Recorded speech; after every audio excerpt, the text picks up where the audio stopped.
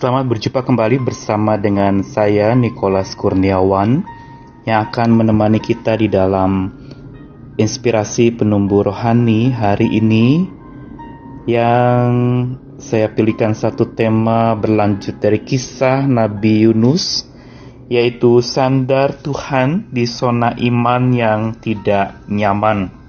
Sebagaimana kita ketahui, akhir-akhir ini kita sedang dilanda oleh suasana yang sama sekali tidak nyaman. Ada begitu banyak hal yang membuat kita mungkin protes saat dimana kita berhadapan dengan berbagai macam pergumulan hidup yang berat akhir-akhir ini. Dan kisah Yunus ini menjadi kisah yang begitu relevan. Kalau yang lalu saya berbicara bagaimana Yunus itu Tuhan paksa, Tuhan panggil untuk dia keluar dari zona nyamannya menuju ke zona iman. Maka kali ini kita melihat bagaimana di zona iman yang tidak nyaman itu Yunus justru mengalami sebuah kembalinya hati dan hidupnya kepada Tuhan. Kita akan melihat bersama bagaimana Yunus yang lari sesungguhnya semacam refleksi buat kita yang juga seringkali lari dan selalu tidak pernah mau ada di tempat yang tidak nyaman. Kita selalu merindukan adanya keamanan, kenyamanan, dan juga kemapanan. Tapi ketika semua itu tidak ada, maka kita mulai protes dan kita lari dari Tuhan. Nah, begitu pula Yunus mencoba lari dari realita hidupnya. Dan kita lihat bagaimana kisah Yunus dalam pelariannya, di situ Tuhan justru berlari mengejar dia.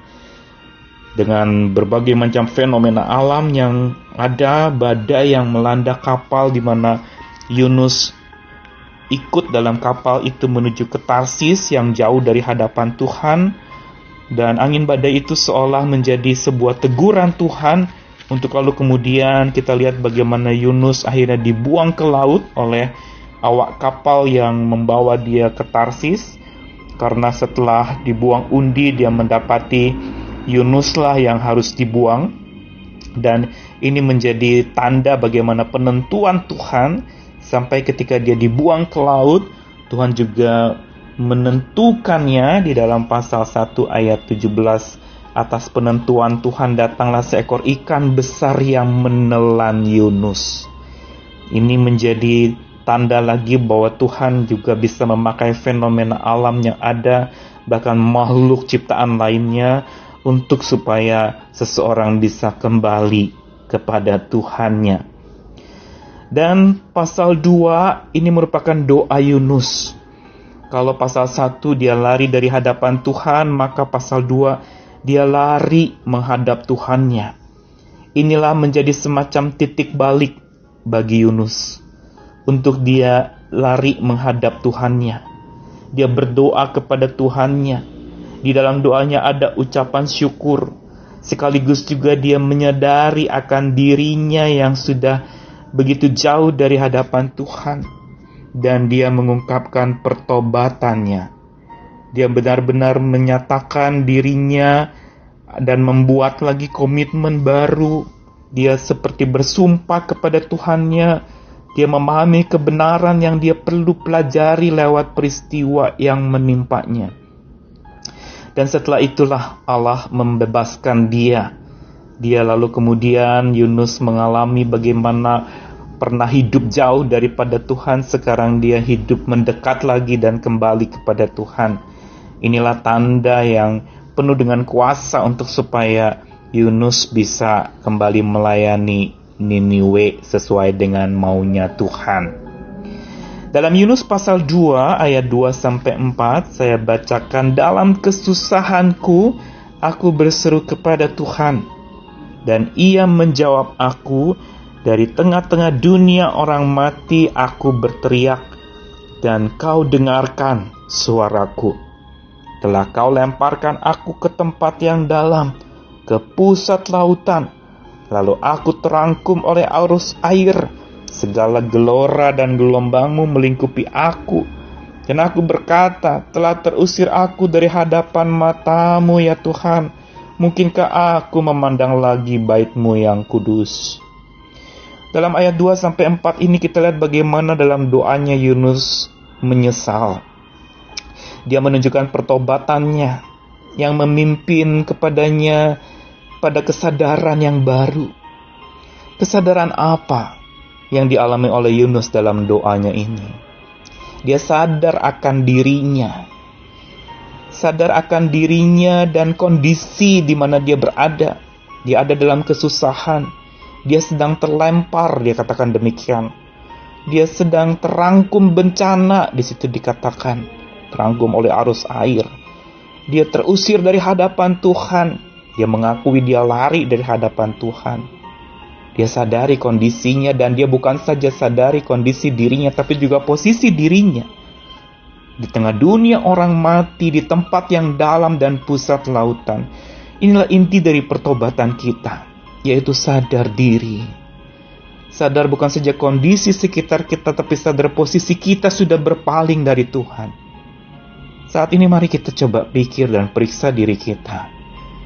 Kondisi berat ini sedang menghambat banyak hal dari diri kita.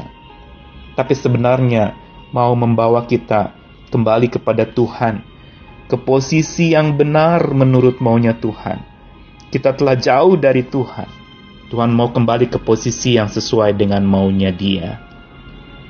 Bukan itu saja, pertobatan Yunus memimpinnya pada kesadaran akan Tuhannya. Tuhan yang Maha Kasih, Tuhan yang mau menjawab dan mendengarkan dia. Tuhan yang selalu mengawasi dan mengamati dia sekalipun dia pergi jauh dari Tuhan. Tuhan tetap mengawasi dan mengamati. Kita ingat bagaimana Mazmur yang pernah mencatat, kemana aku bisa pergi jauhi roh-Mu ya Tuhan. Engkau selalu ada di mana Engkau selalu menemani aku. Ketika aku jauh daripadamu, Engkau justru tetap mendekat dan menghampiriku. Yunus sadar akan Tuhannya yang Maha Kasih dan Tuhannya yang Maha Hadir itu melingkupi dirinya. Dia sadar juga akan Tuhannya yang Maha Kudus, sehingga dalam ketidaklayakan dia mengatakan, mungkinkah aku bisa memandang lagi bait-Mu yang kudus? Inilah sebuah pertobatan yang memimpin kita pada kesadaran baru akan diri kita, akan Tuhan kita, dan juga sadar betapa kita perlu berdoa kepadanya, memohon, berseru, berteriak, memandang kembali akan bait Tuhan itu. Saat-saat susah hari ini justru kita perlu makin banyak berserah kepada Tuhan. Sadar kita perlu terus berseru, berdoa kepada Tuhan kita. Dan bukan itu saja, kita lihat di dalam bacaan Yunus pasal 2 ayat 5-7. Segala air telah mengepung aku, mengancam nyawaku. Samudra raya merangkum aku, lumut lautan membelit kepalaku. Di dasar gunung-gunung aku tenggelam ke dasar bumi. Pintunya terpalang di belakangku untuk selama-lamanya. Ketika itulah Engkau naikkan nyawaku dari liang kubur, ya Tuhan Allahku. Ketika jiwaku letih lesu di dalam aku, teringatlah aku kepada Tuhan, dan sampailah doaku kepadamu ke dalam bait-Mu yang kudus. Yunus bukan saja dibawa oleh Tuhan punya kesadaran yang baru tentang dirinya, tentang Tuhannya, tentang doanya, tetapi juga sadar akan dosanya. Sadar bahwa Tuhan itu tidak dapat dipermainkan. Sadar bahwa Yunus telah dikepung, dia terancam, dia terangkum oleh arus air itu, terangkum oleh dosa itu, dia dibelit oleh dosa itu. Dan dia sadar bahwa akibat dosanya itu adalah dia tenggelam, dia terpalang selamanya, dia letih lesu dan akhirnya mati. Saat-saat ini saat-saat yang berat, tapi saat-saat ini adalah saat-saat di mana kita perlu bertobat, punya kesadaran yang baru. Mari kita kembali kepada Tuhan lagi. Ini saatnya ketika kita tidak bisa lagi mengandalkan siapa-siapa atau apa saja yang ada di dunia ini. Bertobat dan kembalilah kepada Tuhan. Lalu yang berikutnya, pertobatan itu bukan saja memimpin Yunus pada kesadaran yang baru, tapi juga kebersandaran yang baru. Semula Yunus bersandar kepada maunya dia. Kali ini dia harus bersandar pada maunya Tuhan. Semula dia bersandar kepada gengsinya. Sekarang dia bersandar untuk menjadi saksi bagi Tuhannya. Tadinya dia bersandar kepada egonya. Sekarang dia bersandar kepada Tuhan yang memiliki hidupnya. Dia berseru, Tuhan Allahku. Dia sebut Allahnya sebagai Allah yang berpribadi dan bersama dengan dia, Allahku, Allah kepunyaannya, yang berarti ada hubungan dengan Allahnya. Dia mengingat lagi Tuhannya. Dia berbicara lagi kepada Tuhannya di dalam doa dan beribadah lagi kepada Tuhan. Kalau tadi dia merasa tidak layak untuk memandang bait Tuhan yang kudus, sekarang dia lalu kemudian menyadari bahwa Tuhan mengundang kita untuk kembali lagi kepada bait yang kudus itu. Dan bukan saja kebersandaran yang baru ketika seseorang ada di tengah-tengah kondisi yang tidak nyaman ini. Sona iman selalu membawa kita kepada sebuah kesabaran yang baru. Yunus pasal 2 ayat 8-9. Mereka yang berpegang teguh pada berhala kesia-siaan, merekalah yang meninggalkan Dia, yang mengasihi mereka dengan setia. Tetapi aku dengan ucapan syukur akan kupersembahkan korban kepadamu. Apa yang kunasarkan akan kubayar. Keselamatan adalah dari Tuhan. Yunus justru mengalami sebuah perubahan lagi, bukan saja kesadaran yang baru, kebersandaran yang baru, tapi juga kesabaran yang baru. Sabar mengasihi. Kondisi-kondisi yang seringkali membuat kita hari ini tidak sabar, justru Tuhan sedang melatih kesabaran kita. Sabar untuk tetap mengasihi, sabar untuk tetap berbagi. Yunus berkata, bersyukur aku mempersembahkan korban kepadamu. Dan sabar untuk melayani, dia mau membayar nasarnya, melayani Tuhan lagi. Hari ini kita mungkin sedang susah dan merasa kita perlu dilayani. Tetapi marilah kita justru belajar di tengah kondisi kita butuh dilayani. Belajarlah melayani seperti yang Tuhan mau. Bahasa kasih Tuhan adalah melayani. Dan sabar untuk menyebarkan, memberitakan lagi kasih Tuhan. Di tengah-tengah keterkungkungan hidup kita, jangan bungkus berita kasih Tuhan. Justru tetap sampaikan, tetap sebarluaskan. Tidak ada yang bisa menahan pemberitaan kita, kecuali kita sendiri yang berkeberatan untuk tidak memberitakan. Tidak ada yang bisa menghambat kerinduan kita untuk bersaksi, kecuali memang kita memilih untuk lalu kemudian itu dihambat dan kita tidak lagi memberitakannya. Tuhan mau kita hari ini sungguh memiliki kesabaran yang baru itu. Inspirasi dari kisah Yunus menjawab sebuah pertanyaan, bagaimana agar selalu bisa bersandar pada Tuhan. Sabdanya tadi dalam doa Yunus kita temukan bagaimana kesadarannya yang baru, sadar diri, sadar Tuhan, sadar doa dan sadar dosanya. Dan bukan itu saja, dia punya kebersandaran yang baru yang membuat dia sabar, tetap sabar mengasihi, sabar melayani, sabar bersaksi, sabar di tengah kondisi yang tidak nyaman ini. Dia sabar untuk berjalan bersama dengan Tuhan. Sabar untuk tetap berbagi sekalipun dia sedang kekurangan.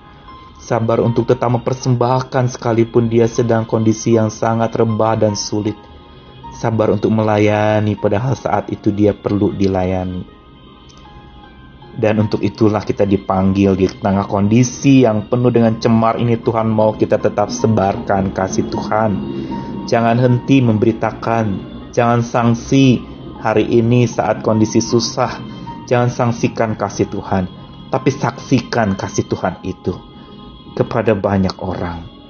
Yunus akhirnya, di dalam pasal 3 kita lihat, dia setelah lari dari hadapan Tuhan di pasal 1, lalu dia lari menghadap Tuhan, kepada Tuhan dan bertobat.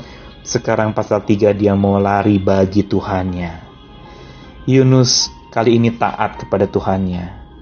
Dan dia pergi ke Niniwe, dia mengkhotbahkan tentang 40 hari peringatan untuk bangsa itu bertobat. Dan ternyata orang-orang di Niniwe percaya kepada Tuhan. Mereka bertobat, mereka berpuasa dan berdoa. Allah begitu bermurah hati, tidak jadi menghukum mereka.